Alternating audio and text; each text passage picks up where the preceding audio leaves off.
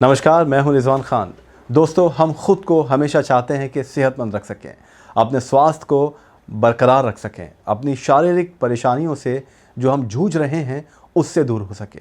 तमाम रोग इंसान जो है उसको ख़त्म करना चाहता है, लेकिन इलाज करा करा के थक जाता है, रोग मुक्त नहीं हो पाता।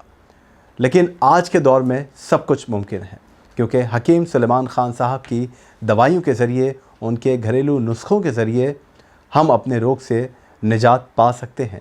ऐसे ही कई सारे हज़ारों पेशेंट्स यूएई में मौजूद हैं जो हकीम सुलेमान ख़ान साहब की दवाई को इस्तेमाल कर रहे हैं और अपने रोग से मुक्त हो रहे हैं।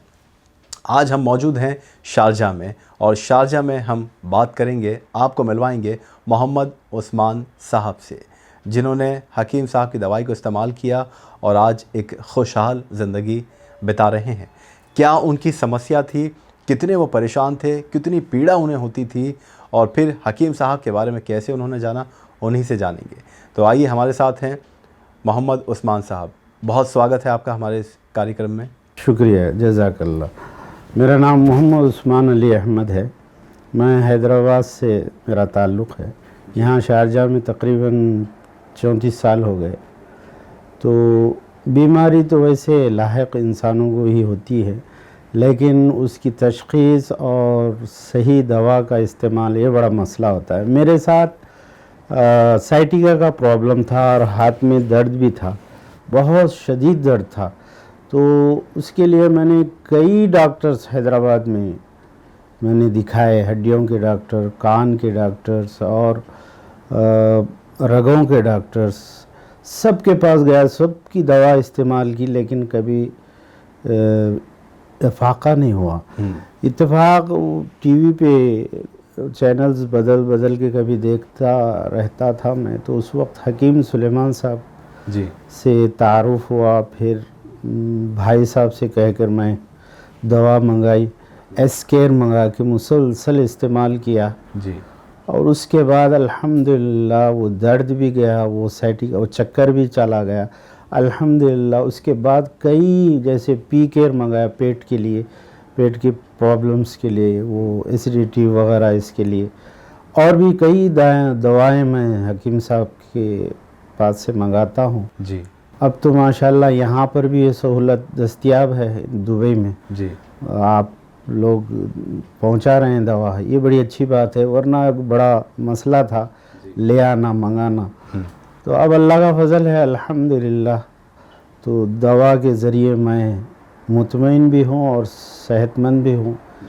दुआ करता हूँ आप लोगों के लिए कि अल्लाह ताला आपको जज़ा खैर अता फ़रमाए और हकीम साहब की उम्र में दराज़ी अता फ़रमाए।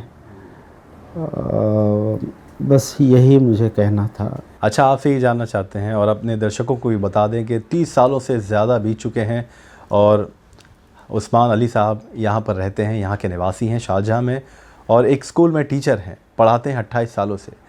तो आप आना जाना, स्कूल में पढ़ाना और काम करना, और इसके बाद ये पीड़ा आपको होने लगी, तो कितनी तकलीफ़, कितनी पीड़ा से आप जूझ रहे थे उस वक्त?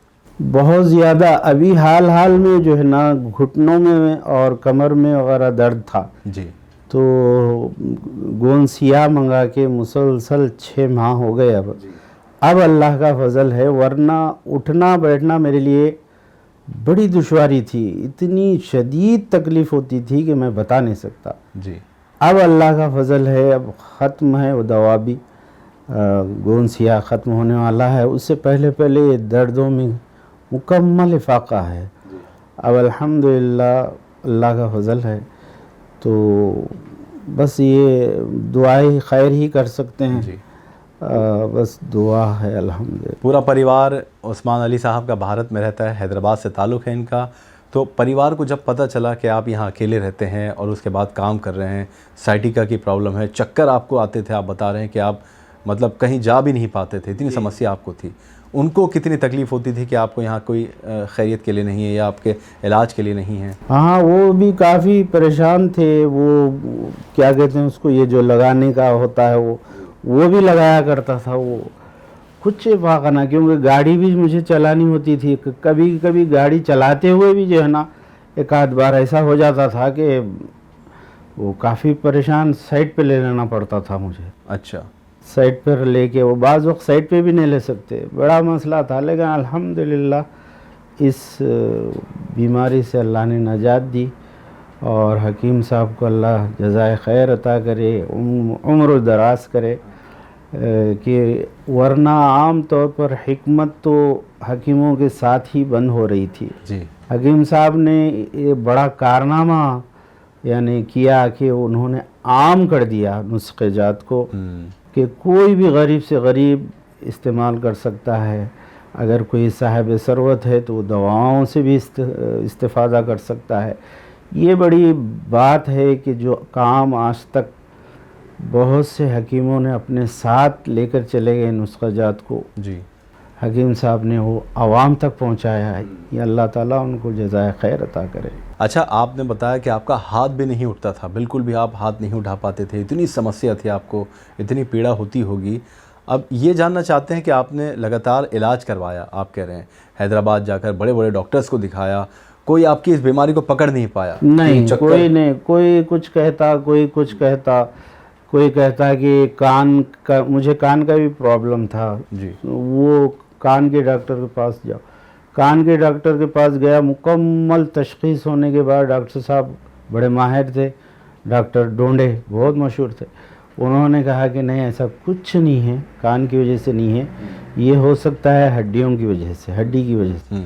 फिर उन्होंने हड्डी के डॉक्टर श्याम वो गुलजार हॉस्पिटल, उनके पास भी गया डॉक्टर साहब के पास, उन्होंने भी दवाएं दी।